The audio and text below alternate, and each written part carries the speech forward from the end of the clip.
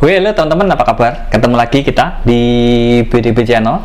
Nah, kita sedikit intermezzo aja, membahas yang simple-simple, yang relax, cerita-cerita yang bikin teman-teman penasaran. Yang kemarin saya minta teman-teman request, nah sekarang ada request yang menanyakan, Om, bahas burung pinik dong, itu burung mitos atau ada burung aslinya katanya. Ya sudah, ini mumpung masih suasana lebaran ya, kita bahas nih sambil ngadem ya, panas begini ya, enaknya ngadem sambil dengar cerita seperti ini. Nah, burung pinik itu teman-teman tahu kan, pinik itu burung mitos ya, yang bentuknya seperti api ya. Jadi emang burung pinik ini adalah burung mitologi sebenarnya. Nah, burung pinik ini berasal dari mana sih awalnya? Cerita burung pinik ini ya dari Mesir kuno, terus sampai ke Persia, dan kalau dari catatan sih ini mitologi dari Yunani ya. Kemudian berkembang ke peradaban budaya yang lain dengan mitos yang sama tapi versi yang berbeda. Ada yang di Jepang tuh ada juga burung pinik, terus di Mesir, Persia, terus di Cina tuh. Cina itu tentang pinik ya, itu berkembang pesat ya dari Cina ini, termasuk di Indonesia itu ya karena dari Cina ya, ada naga, terus ada burung pinik juga. Nah, meskipun bentuknya sama tapi wujudnya itu beda-beda, jadi memang dari versi yang berbeda ya di setiap budaya itu. Burung ini digambarkan sebagai burung yang abadi, tidak bisa mati ya. Nah, secara siklis ini beregenerasi atau dilahirkan kembali. Kalau bahasa karanya itu reborn. Jadi burung ini tidak bisa mati. Konon burung pinik ini memperoleh kehidupan yang baru itu dengan bangkit dari abu para pendahulunya yang telah mati ya. Jadi matinya itu melebur, dia membakar dirinya, kemudian abunya itu muncul kembali. Nah, seperti itulah regenerasi burung pinik itu. Lantas, ada nggak sih burung pinik ini di dunia nyata? Seperti halnya burung ababil, terus burung hudhud yang memang ada ya di dunia nyatanya. Jadi memang burung ababil dan burung hudhud itu ya tercatat dalam kitab suci Al-Quran ya. Nah, coba ya kita kulik-kulik lagi, ada nggak sih burung pinik ini di dunia nyata seperti halnya burung ababil dan burung hudhud tadi ya. Jadi memang meskipun beda, sebenarnya cerita mitologi kayak burung pinik ini ya karena legenda aja ya. Seperti halnya burung cerita-cerita legenda yang lain ya, kebanyakan hanya mitos aja. Jadi cerita turun temurun dari catatan ini ya, relief atau di catatan-catatan peninggalan para leluhur dulu. Nah, beda cerita kalau burung ababil itu kan memang tercatat sebagai catatan sejarah ya di Al-Quran. Tapi nggak apa-apa, kita kulik-kulik aja untuk tambahan wawasan aja ya. Jadi memang setelah kita telusuri berbagai arsip dan catatan, akhirnya saya tertarik nih sama burung unik yang satu ini, namanya Hoatzin ya. Namanya itu Hoatzin, pendek banget, Hoatzin. Penampakannya sangar, hampir mirip-mirip dengan gambaran burung pinik dalam cerita-cerita legenda itu ya. Nah, apakah si Hoatzin ini inspirator cerita burung pinik? Nggak yakin juga sih, karena burung Hoatzin ini berasal dari benua yang jauh di Amerika Selatan ya, tapi nggak apa-apa, kita bahas sekilas saja ya, biar informasinya itu bisa bermanfaat sekaligus menambah wawasan seputar burung-burung unik dari seluruh penjuru dunia buat teman-teman semuanya tentunya. Jadi menurut catatan ilmiah, burung Hoatzin dari Amazon ini adalah salah satu burung purbakala yang tersisa. Pantas aja ya, dari penampakannya juga sangar seperti ini ya, ini termasuk burung purbakala yang tersisa. Burung Hoatzin memiliki nama ilmiah Opisthochomus hoatzin. Burung ini berasal dari famili Opisthochomidae dan genus Opisthochomus. Di famili susah ngomongnya ya. Di famili Opisthochomidae ini sebenarnya ada 7 genus dengan 7 spesies yang berbeda. Namun semuanya sudah punah ya, sayang banget. Hanya tersisa di genus Opisthochomus ini dengan spesies tunggal yaitu Opisthochomus hoatzin ini. Burung ini pertama kali dideskripsikan oleh seorang zoologis Jerman bernama Philipp Ludwig Statius Müller pada tahun 1776. Gila ya, pada tahun itu orang-orang luar tuh sudah meneliti tentang burung-burung, bahkan di tempat yang sangat jauh ya.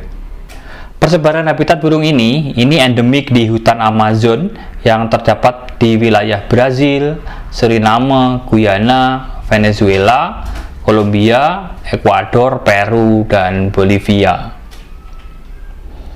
Burung ini menyukai tinggal di habitat hutan belantara berkanopi ya, yang dekat dengan sumber air seperti sungai ataupun rawa-rawa. Jadi memang dia hidupnya itu nggak jauh-jauh dari sungai, nggak jauh-jauh dari sumber air ya. Jadi dia biasanya hinggap di atas pohon pada ketinggian mencapai 200-500 meter di permukaan laut ya. Jadi memang tinggalnya di antara range itu 200-500 meter di PL. Ini tinggal di tajuk-tajuk pohon biasanya. Termasuk burung koloni ya. Jadi meskipun badannya besar, penampilannya sangar, burung huajin ini termasuk burung koloni. Jadi hidup secara berkelompok atau berpasangan antara 10 sampai 50 ekor dalam satu koloni. Jadi banyak banget ya. Nah, ini yang cukup unik nih. Burung huajin ini dijuluki sebagai burung reptil ya. Kenapa demikian? Karena bentuknya sangat unik ya. Apalagi saat masih kecil, penampilannya itu seperti kadal. Jadi saat masih bayi itu unik ya. Penampakannya seperti kadal memang. Jadi di sayapnya itu memang ada kayak cakar juga ya. Jadi dia itu merambat. Nah, si anak burung ini ya biasanya sarangnya di atas air ya, di atas sungai. Jadi dia kalau jatuh dia bisa cepat naik, cepat merambat gitu. Ya itulah uniknya saat masih kecil ya. Makanya nggak heran burung ini dijuluki dengan burung dinosaurus ya, karena secara penampilan juga sama, terutama dinosaurus yang bernama Archaeopteryx ini, yang konon katanya ini adalah nenek moyang si burung-burung masa kini, yang hidup pada zaman Jurassic akhir, tepatnya 150 tahun yang lalu. Nah, bentuk fisik dari burung ini juga unik ya, dia memiliki leher yang panjang dan kepala kecil, dan jambulnya itu membentuk layaknya mahkota di kepalanya. Jadi kayak api yang menyala, sama kayak burung pinik ya. Inilah kenapa saya memilih burung ini sebagai burung pinik di dunia nyata ya. Nah, dia dari sepasang ini dia bersarang terus menetas ya, telurnya sama. Nah, anaknya ini loh yang waktu masih kecil itu dia menyerupai kadal. Jadi seperti ini ya siklus pengembang biakannya. Nah, ini salah satu fakta tentang burung ini. Burung ini adalah burung herbivora atau burung pemakan tumbuhan dan daun seperti mamalia ya. Ini cukup unik. Ini ada burung yang pemakan daun. Makanya dia tinggalnya di pohon-pohon ya, tajuk-tajuk pohon. Jadi menghabiskan waktu untuk makan selama 4 jam sehari ketika pagi dan sore hari. Jadi sama itu dia makan terus tuh, ngemil lah. Sama kayak sapi ya. Herbivora. Jadi tanaman yang dimakan mengandung banyak bakteri untuk membantu proses pencernaannya yang disebut for a good fermentation. Yaitu ya secara ilmiahnya seperti itulah. Nah, ini cukup unik juga. Burung ini memiliki bau yang gak sedap. Jadi baunya itu kayak bau kentut ya. Nah, ini yang membuat suku asli Amazon enggan memburunya karena bau. Nah, dari baunya inilah dia justru aman populasinya karena nggak ada yang mau makan ya. Nggak tahu kalau di Indonesia bau bangkai pun dimakan, bahkan bangkai pun dimakan. Burung ini memiliki sayap yang besar tetapi cenderung jarang terbang. Nggak tahu kenapa, nggak pede kali ya. Jadi emang sayapnya itu besar, bentangan sayapnya besar ya. Kalau terbang ya mirip pinik memang sih. Namun ternyata meskipun sayapnya besar, dia itu otot dadanya itu lemah ya, makanya jarang dia terbang. Karena jarang terbang, huajin ini utamanya tinggal di area yang berdekatan dengan sumber makanannya dan sumber air tentunya. Jadi nggak usah terbang, cukup lompat-lompat aja, makanan ada di dekatnya. Kalau minum ya tinggal turun aja. Inilah, makanya kenapa burung ini nggak familiar untuk terbang ya. Jadi dia memilih tinggal di dekat makanan, sumber makanan dan sumber minumnya. Coba kalau dia aktif terbang gitu, dia seperti elang harpi ya, gede terbang itu ya, maka inilah burung pinik yang sebenarnya, andaikan dia terbang ya. Nah, caranya dia itu menutupi kelemahannya, karena nggak bisa terbang ya. Di sono tuh ada elang harpi yang besar, yang suka memburu monyet, terus burung-burung seperti ini.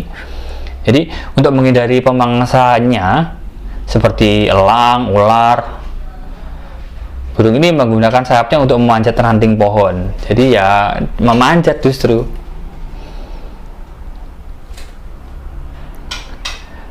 Sayangnya ini berbagai ancaman yang menggantungkan keberadaan populasi burung ini ya di Amazon. Amazon itu termasuk salah satu hutan terbesar di dunia. Cuman ya makin marak deforestasi ya. Kasihan. Di Indonesia pun sama nasibnya. Itulah.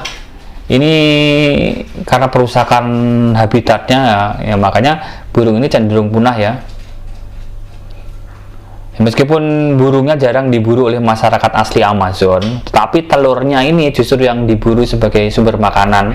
Jadi burungnya nggak doyan, tapi telurnya doyan. Ya sama aja bohong kan. Jadi itulah, ini semoga bisa bermanfaat. Dan ternyata memang burung huajin ini secara fisik memang hampir sama dengan burung pinik ya. Tapi bedanya dia nggak terbang. Coba kalau dia terbang, sayapnya besar, dia terbang mengepakkan gitu, luar biasa itu penampilannya. Cuman ini faktanya burung ini memang jarang terbang, hanya merambat aja. Jadi kalau untuk apakah ini burung pinik di dunia nyata? Ya silakan, bisa iya bisa enggak. Secara visual memang hampir mirip ya. Tapi kalau secara habitatnya, persebaran habitatnya dari cerita mitologinya itu ya sangat jauh, jadi kemungkinan kecil. Tapi ya nggak apa-apa, sekarang kita belajarin aja ya. Ini burung purbakala yang tersisa, jadi piniknya dihilangin, judulnya jadi burung purbakala yang tersisa, gitu ya. Jadi semoga informasinya bisa bermanfaat teman-teman dan bisa dijadikan tambahan wawasan ya seputar burung-burung yang ada di dunia tentunya. Dan teman-teman yang penasaran pengen bahas apa, silahkan nanti tulis aja di komentar, kita bahas apa, besok kita bahas lagi sesuai request teman-teman semuanya. Dan sekian dulu teman-teman, semoga bisa bermanfaat dan jangan lupa untuk dukung terus channel kita ini dengan subscribe, like, dan share biar kita bisa tetap eksis menghadirkan informasi-informasi seputar dunia burung dan unggas lainnya. Sampai ketemu lagi di episode selanjutnya dengan topik dan pembahasan yang berbeda tentunya. Selamat siang dan see ya.